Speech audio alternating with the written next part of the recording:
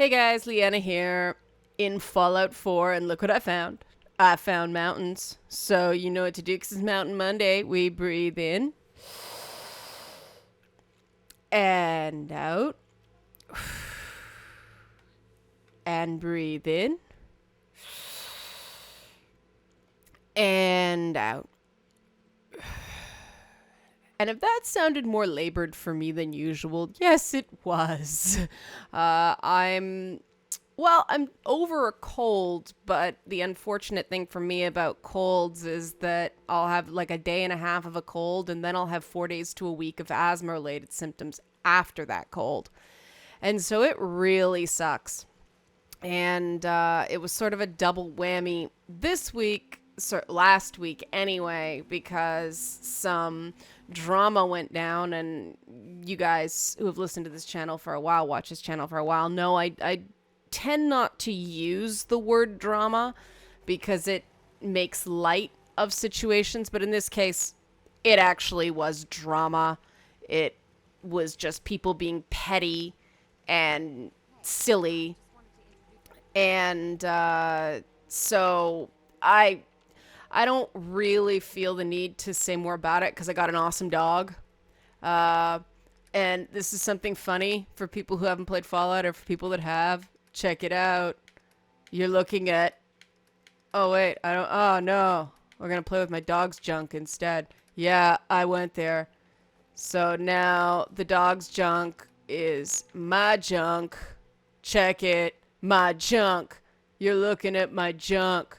And you can kind of play with my junk. Yeah. My junk is very useful.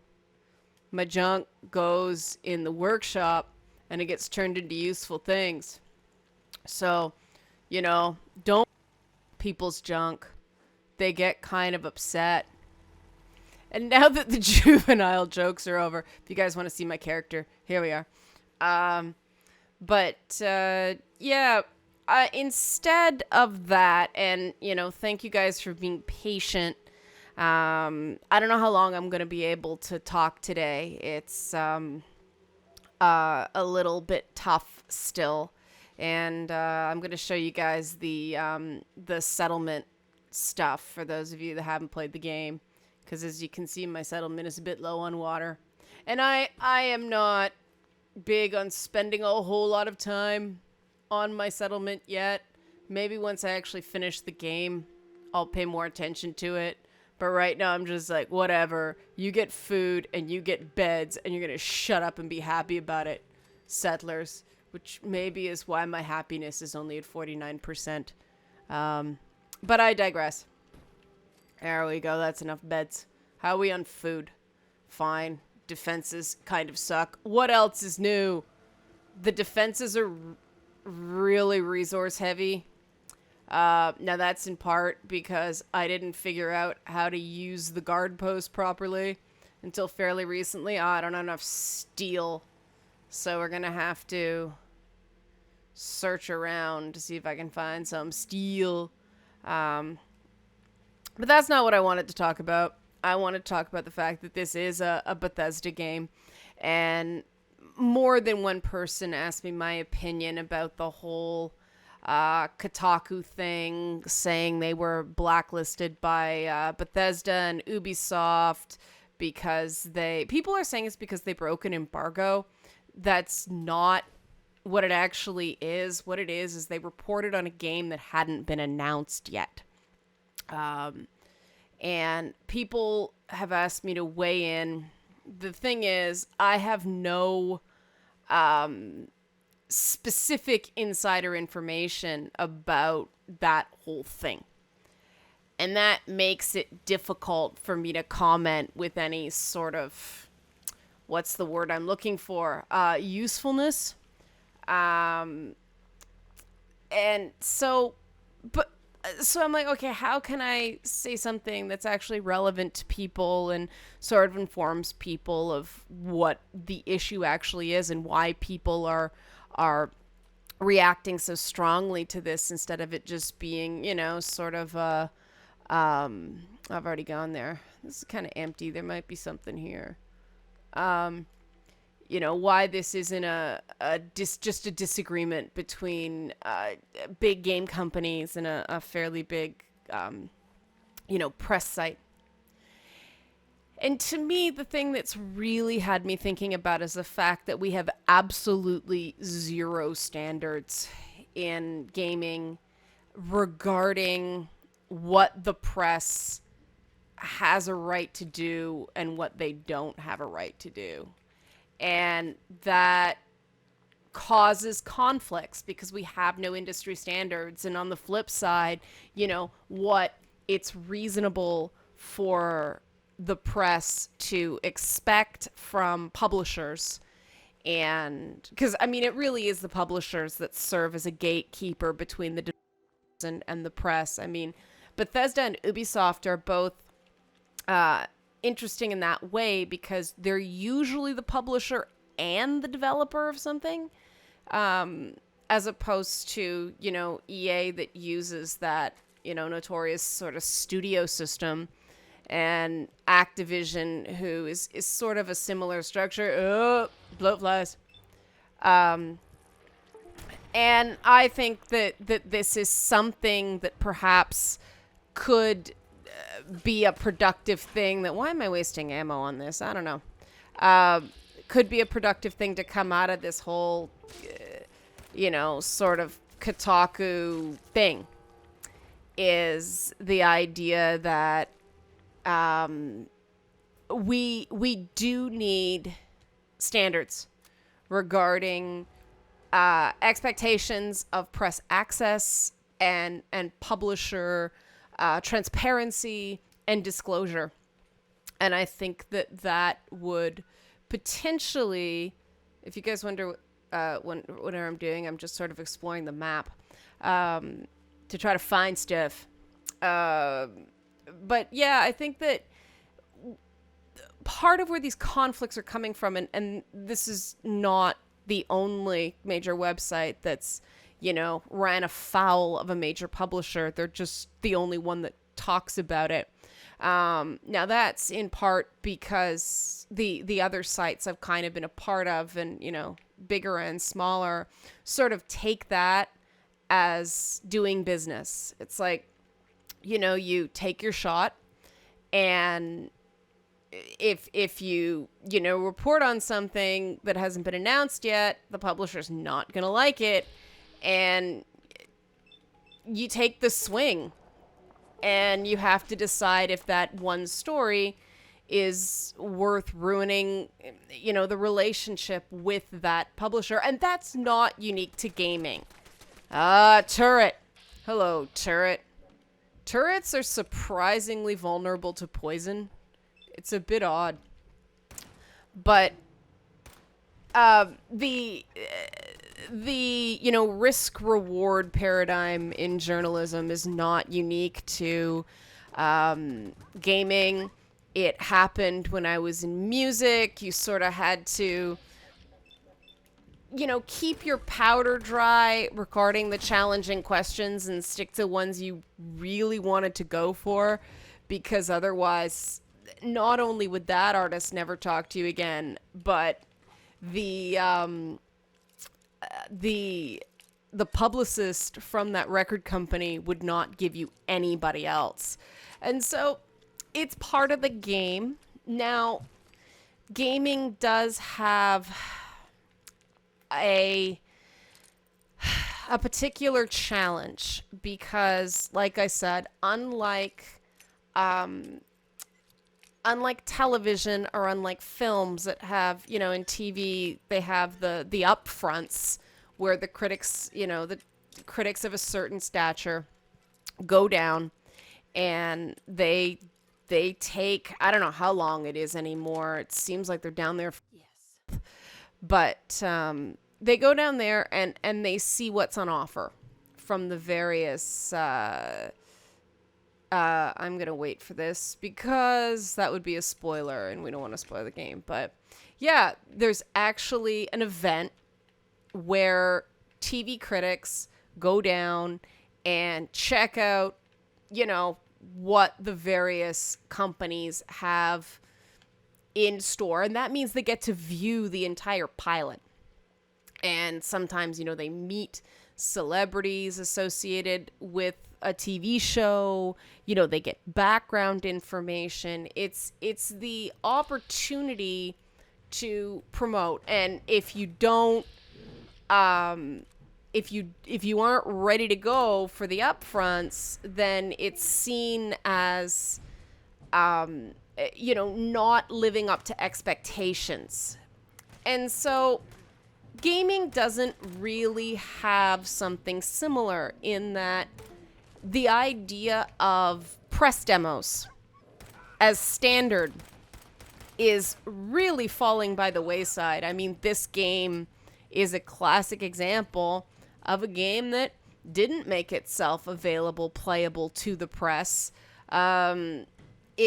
It didn't even have much of a show floor presence at E3 this year. It was just sort of a booth, and they showed the Fallout Shelter, the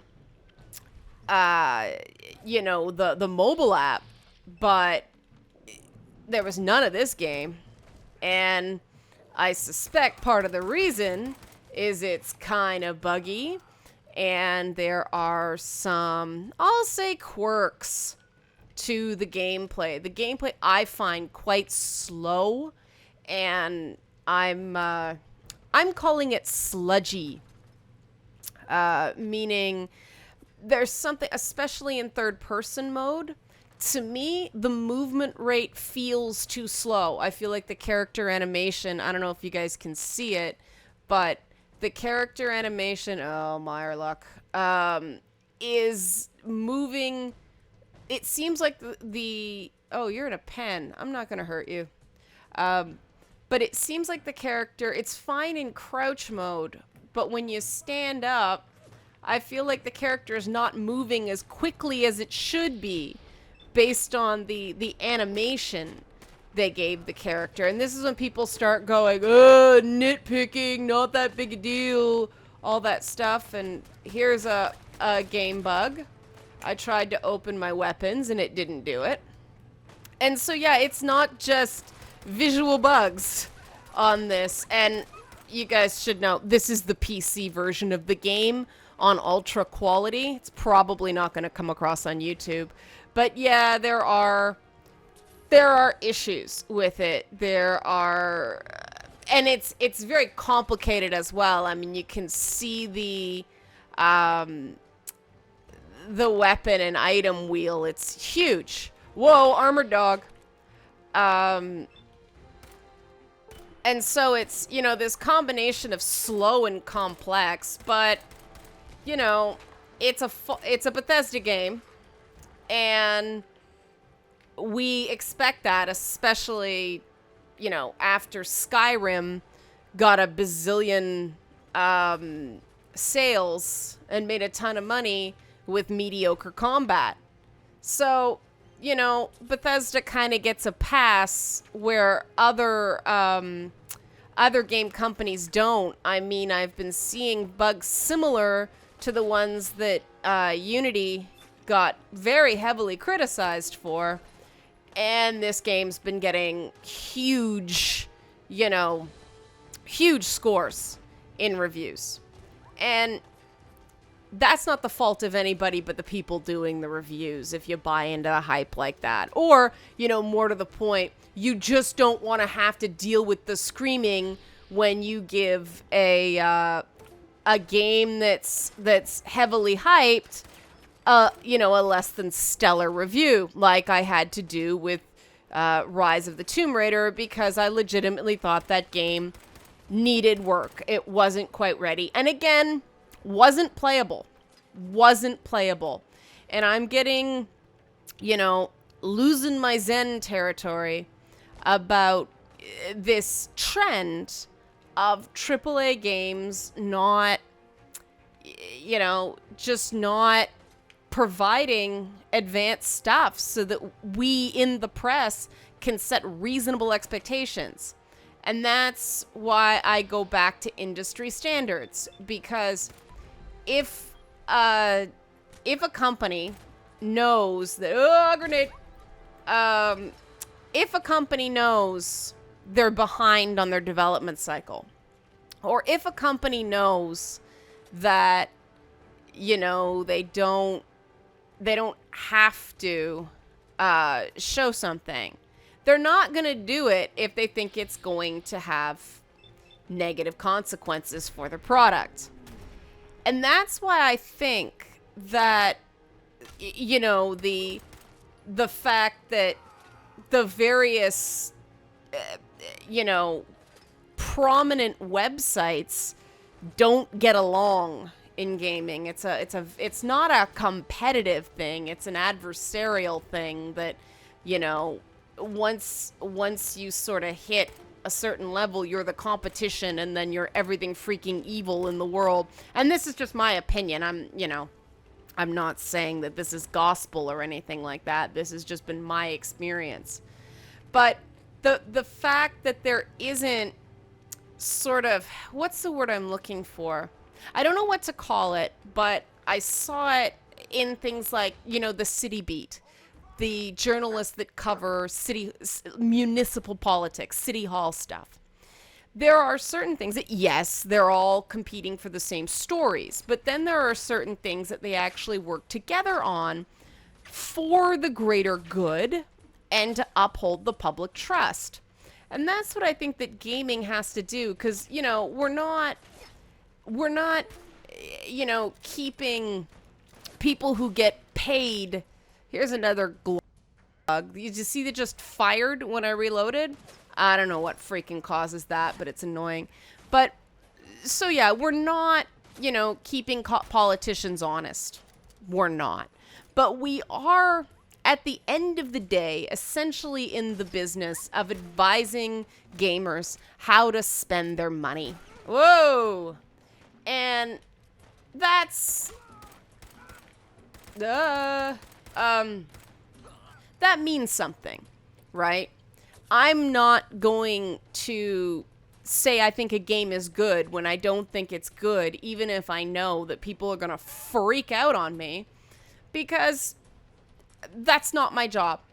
And it kind of sucks that there's an element of my job that means people are going to try to bully me because they don't agree with my opinions on something. And, opinions on art are subjective. I'm the first one that'll let you know that. But the whole idea of reviewers is that, at least in the days before these, you can tell I'm not feeling well. Aggregators, that's the word I'm looking for.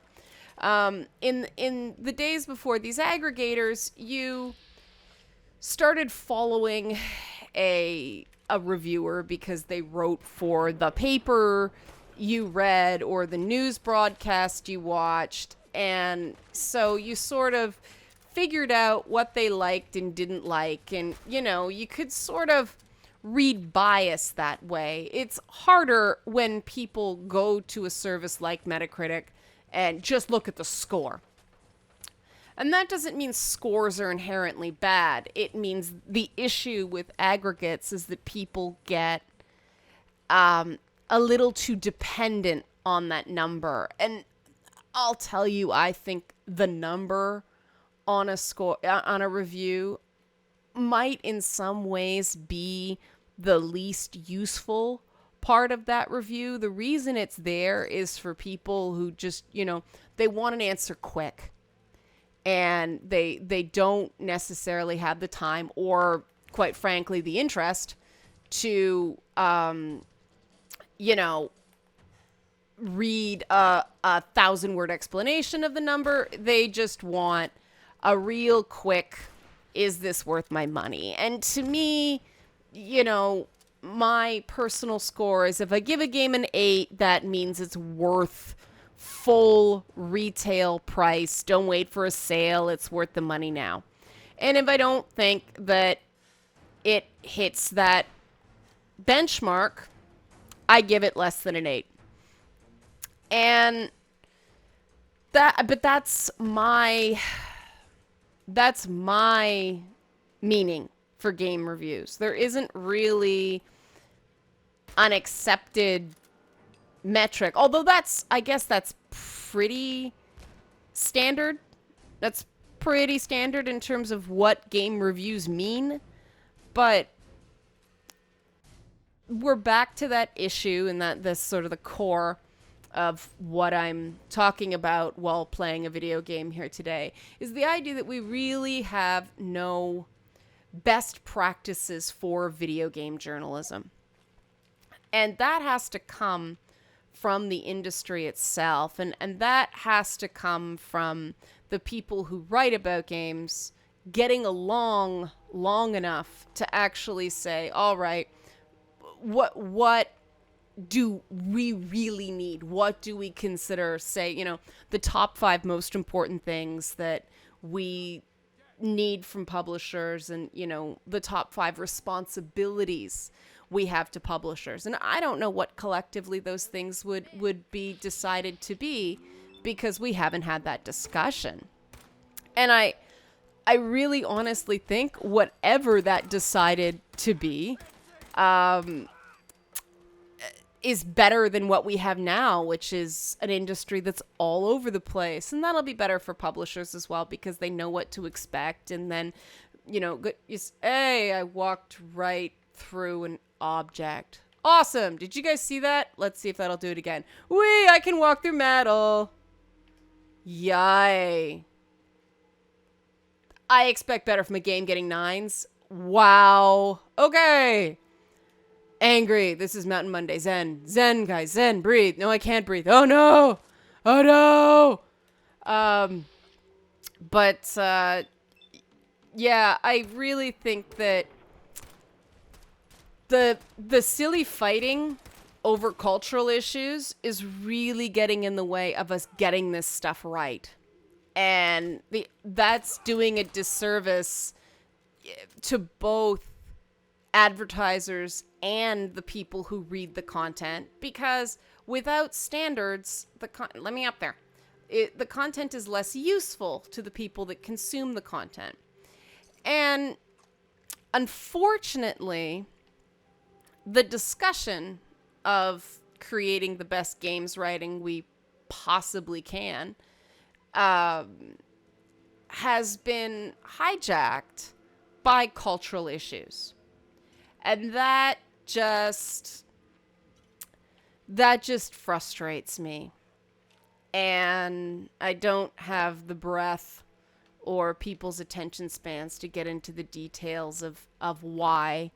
It's actually pretty personal for me, the reasons I don't participate in partisan fighting.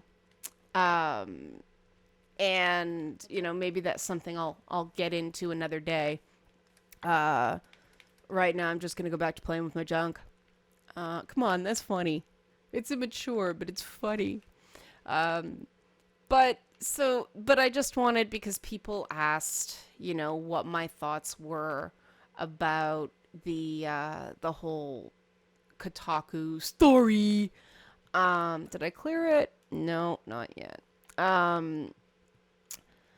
That's sort of my thought on it, is that it's, I'm sure Kotaku would not say it's a minor issue, but it happens to, Activision wouldn't talk to me until this year. It happens. There are some publishers who don't give you anything. And yes, Kotaku is a big site, but that shouldn't be the only reason a publisher gives somebody something that they're working for a massive site. There should be, because why? Okay, why? Because people are like, why not? Laws of supply and demand. Because games journalism isn't just a business, it's journalism. And that means there is an element of newsworthiness. And that's another thing we need industry consensus on. What is considered newsworthy? Is the announcement of the theme of an annual title newsworthy? because that's what, Assassin's Creed Syndicate was, or at the time Kotaku revealed it was called Assassin's Creed Victory. But is that newsworthy? Is, the existence of a game newsworthy? Some people would say yes, some people would say it's video games. Is any of it particularly newsworthy? Like, is the existence of a consumer product actually hard news? No. you know, it's an entertainment product. It's rumor. And the issue is that rumors do very, very well. But like I'm saying, this is up for debate. And this is something that the industry as a whole, it's almost like we need a game journalists association. The problem is there's so little trust right now. I don't think that it would work under current circumstances. And that's very unfortunate because, I mean, to put it in perspective, political journalists who obviously have a much more, clearly newsworthy. Why is that guy running around in his underwear? And why is he a named character? Okay, that's a bit weird. Kinky. But, the political press corps has to be on a bus with each other on a regular basis. Fall down, there we go. Because they have to travel around with the politicians. You can't get certain members of the games press in the same room with each other for 5 minutes. Never mind sitting on a bus for an entire campaign cycle. And that does affect, the solitary nature of games writing does affect the kind of people it attracts and the kind of coverage and sort of professional conduct it fosters. And this is all stuff that's really important to talk about. The thing is, we're not having these discussions because we're dealing with various cascades of drama in the culture war. And I'm going to stop that there because I'm really struggling to breathe. I don't know if you guys can hear me, but I am sort of losing my breath right now. I apologize, guys. I'm trying to get back on the horse. It's just not happening as quickly as I would like. But hopefully you found that at least somewhat informative, as semi-coherent as it was, based on, me not being all here right now. Yay, cleared. But thanks for listening. Thanks again for your patience. I'm going to see how tomorrow goes, because I also have to shoot a cosplay show in Agents of Cosplay. So, what's Yushunka? Oh, dog. That's just adding insult to injury. Can I touch his butt? Oh, dude. Oh, dude. This is just really weird and wrong. Look, it's interpretive dance. Fallout 4, interpretive dance. La da da da da da da da. Oh, hang on. Put it on the radio. This will be good. Here we go. Interpretive dance.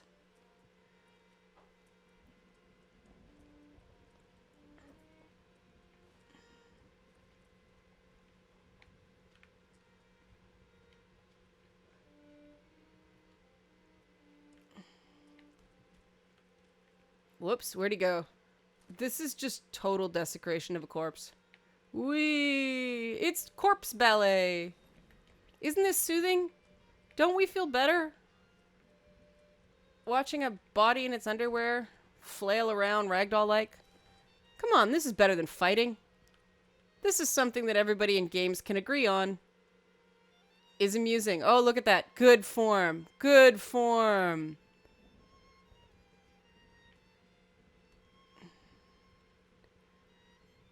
Oh, dog ruined it. Okay. People are probably really creeped out right now, but where's a mountain? Do I have a mountain? Junk to the sky, buddy. Help me find a mountain. That'll take us a mountain. Sorry, corpse. All right, breathe in. And out. And breathe in. And out.